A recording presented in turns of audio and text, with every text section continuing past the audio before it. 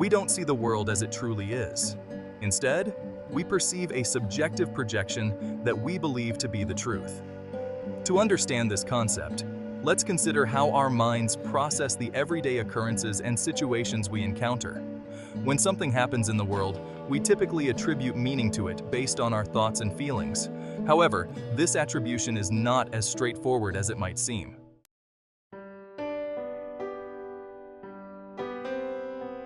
Consider a group of people standing in the rain. Objectively, they are all wet. This is a universal truth. Yet if you observe them closely, you'll notice that each person reacts differently. One might appear angry and frustrated about being wet, while another seems happy, walking with an exaggerated gait and a smile. Someone else might look very sad, and yet another person might seem entirely unaffected. This scenario perfectly illustrates the difference between objective and subjective reality. The objective reality is that everyone is wet, but subjectively, each person thinks and feels differently about the situation. If situations universally dictated our thoughts and feelings, everyone would react identically to the same circumstances. But they don't. So why do people have such varied responses to the same objective reality?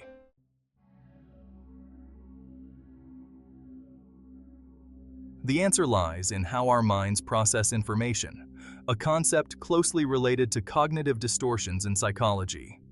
Cognitive distortions are inaccurate thoughts that reinforce negative emotions. For instance, the angry person in our rain scenario might be engaging in catastrophizing, magnifying the negative aspects of the situation beyond proportion. The sad individual might be caught in black and white thinking, seeing only the downside of the rain without acknowledging any potential benefits. These distortions can significantly influence our perception and reaction to events. There isn't a direct line between what happens in the world and our thoughts, feelings, and actions. Instead, what occurs in the world gets filtered through the deepest recesses of our mind. We are, in essence, data collection machines. Our eyes, ears, nose, and all our senses gather information. Everything we see, hear, smell, taste, and feel is just data.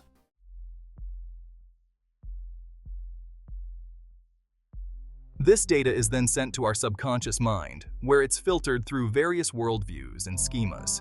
Schemas, in psychological terms, are deep-rooted, often unconscious cognitive frameworks that influence how we interpret experiences. They're similar to the worldviews we've been discussing.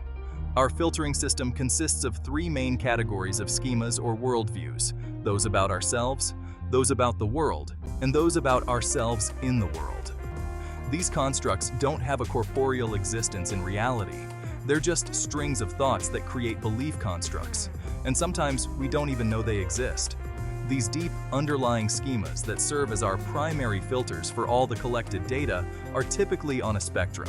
They can range from negative to positive, good to bad, or safe to unsafe. Importantly, they can be adaptable and flexible, capable of change. For instance, schemas about ourselves can be positive or negative, secure or insecure, ranging from high self-worth to low self-worth. You might perceive yourself one way in one circumstance and completely differently in another. You could feel confident, positive, and capable at home, but extremely insecure at work or in public. The same applies to our schemas about the world. Is the world a safe place or a dangerous one? Is it your playground or your battlefield? These views can also be flexible. You might feel on top of the world at work, but unsafe at home or in social circumstances. The third main category, our schema of ourselves in the world, encompasses how we see ourselves interacting with the world around us. Are we capable or incapable? Will we meet the demands of life, or will we falter? These schemas are created from the day we're born. Everything that happens to us informs these underlying perspectives.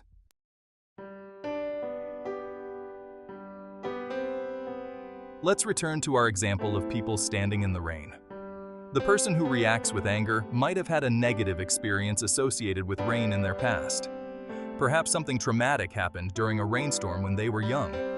The immature, undeveloped brain of a child doesn't have the ability to analyze such experiences intellectually or develop positive coping strategies. Instead, the young mind creates these schemas based on its limited capacity, and the anger felt that day in the rain perpetuates through life. Conversely, the person who reacts with joy might have grown up in a family that loved to go outside, dance in the backyard, and sing songs during rainstorms. Maybe it was a cherished family tradition, so the rain evokes happiness and fond memories. Another person's sadness might stem from always being scolded and ridiculed as a child for coming inside wet and dirty after being in the rain, fostering feelings of inadequacy and insecurity that persisted into adulthood. So every time it rains, and that sensory data goes through those schema filters, one person becomes happy, another becomes sad and worried, and yet another becomes infuriated. The objective reality remains the same. They're all just standing in the rain, getting wet, but their subjective experiences differ dramatically.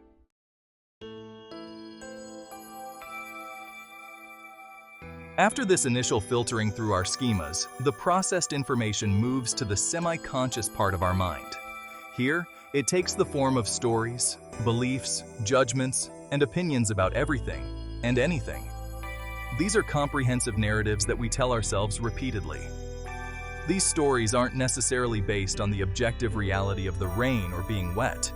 They've morphed into something different, something cognitive. It's a storyline that has been created, a fictional account of what is really happening, and that is the story we hold on to, complete with all its attached beliefs, opinions, and judgments.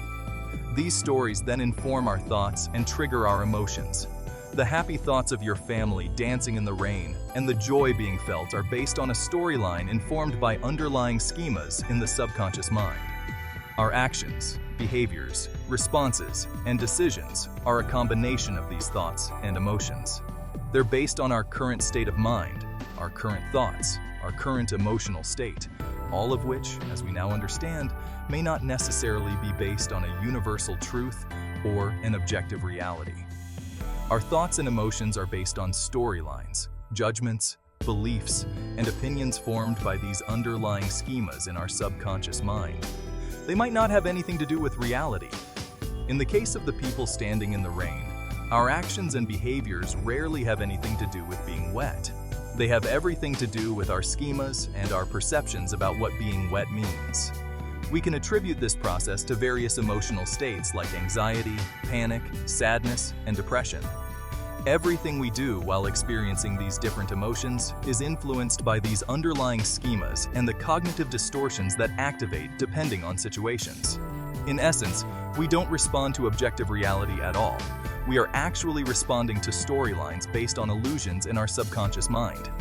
It's a difficult concept to grasp, but to boil it down to its simplest form, it's like watching TV and thinking that what you're watching is actually real. Even if a movie is loosely based on real events, it's still a movie. They're just actors following a screenplay, broadcast on your TV for entertainment purposes only. And that's what's happening in our brain. Our brain is creating a fictional account of objective reality, and that is what we're responding to. Inevitably, that fictional account is dictating our entire life.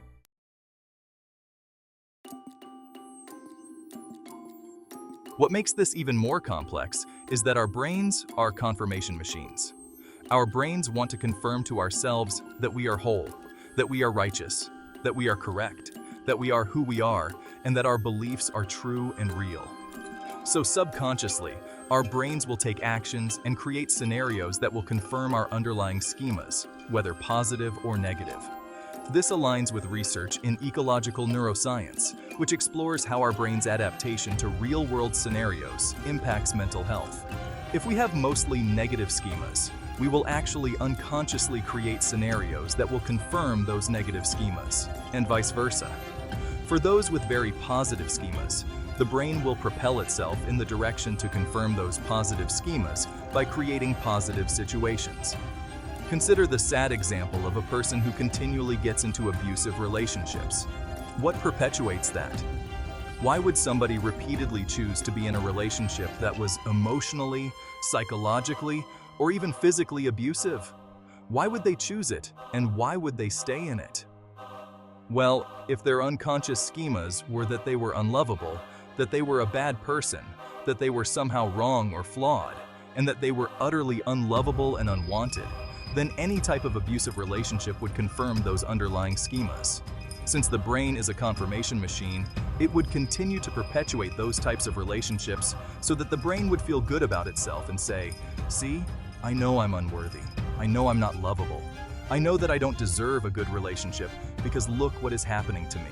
I must deserve this." And where did this type of underlying schema come from? It likely came from a toxic and possibly very abusive upbringing that solidified that very negative schema. This also works in a positive way. Let's take a person that had a positive upbringing, always being encouraged by their parents. This person may have grown up with solidified schemas of being good, of being worthy, of being completely able to do anything. So this person then excels in life, excels in relationships, excels in their career. However, we must be cautious because overly negative schemas and overly positive schemas can both be destructive. If our underlying schemas are creating stories and beliefs and judgments and opinions that are far from objective reality or the consensus of reality, then we will always be set up for hardship. The person with positive underlying schemas that has achieved a lot may have one catastrophic negative life event that could plummet them into depression and anxiety and poor mental health because they have not developed the coping skills to adjust. Conversely, a person with a negative schema that finds themselves in a positive situation, in a good job, in a good relationship, may self-destruct or sabotage that relationship and career because it does not match their underlying schema. Thus, the confirmation engine in our brain will propel us to get back to what better aligns with our subconscious thought processes.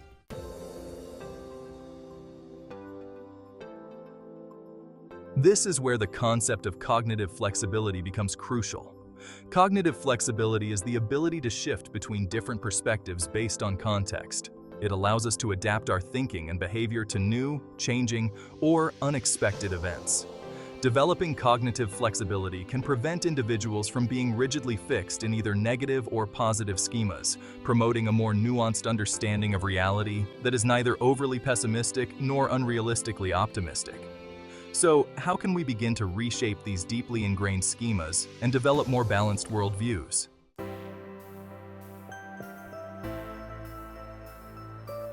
This is where techniques from cognitive restructuring and schema therapy come into play. Cognitive restructuring is a therapeutic technique used to help identify and dispute irrational or maladaptive thoughts, known as cognitive distortions. One powerful tool in cognitive restructuring is Socratic questioning.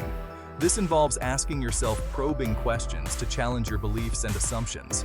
For example, 1. What evidence supports this thought? 2. Is there any evidence contrary to this thought? 3. Am I confusing a thought with a fact? 4.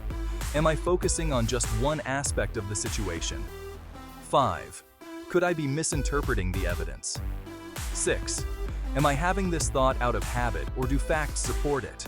By regularly engaging in this kind of self-questioning, we can start to identify and challenge our cognitive distortions, gradually reshaping our schemas to be more aligned with objective reality. Another practical tool is the use of thought records. This involves documenting your experiences, thoughts, emotions, and alternative viewpoints. By regularly reflecting on and adjusting your thought patterns, you can move toward a more balanced and objective perception of reality, rather than relying on distorted, subjective storylines.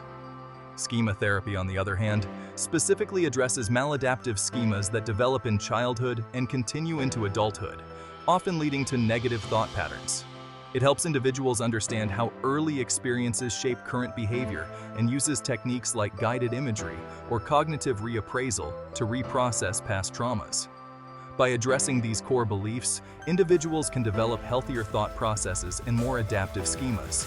It's important to note that changing our schemas and worldviews is not an overnight process. It requires consistent effort and practice.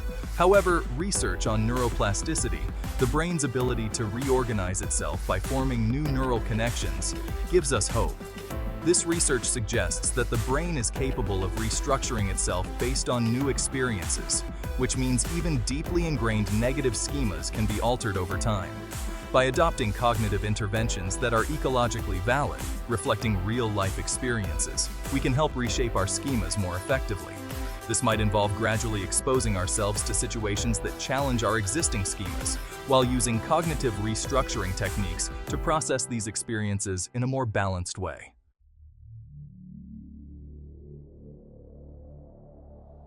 In conclusion, understanding how our minds shape our reality is the first step towards developing a more balanced, objective, and realistic mindset. By recognizing our cognitive distortions, challenging our maladaptive schemas, and actively working to develop cognitive flexibility, we can begin to see the world more clearly and respond to it more adaptively. Socrates said, "Know thyself," and this is what we're aiming for. When we start questioning ourselves, when we start questioning why we are thinking the thoughts we have, why we are feeling the emotions that we're feeling, when we start questioning our own stories and our judgments and our beliefs, then we will start to unravel and reveal these underlying schemas. Then we will be able to reality test them. We can be objectively curious about them, and we can actively endeavor to maintain a more balanced and neutral stance about ourselves, about the world, and about ourselves in the world. Remember, this is a journey of self-discovery and growth. It takes time, patience, and often the guidance of a mental health professional.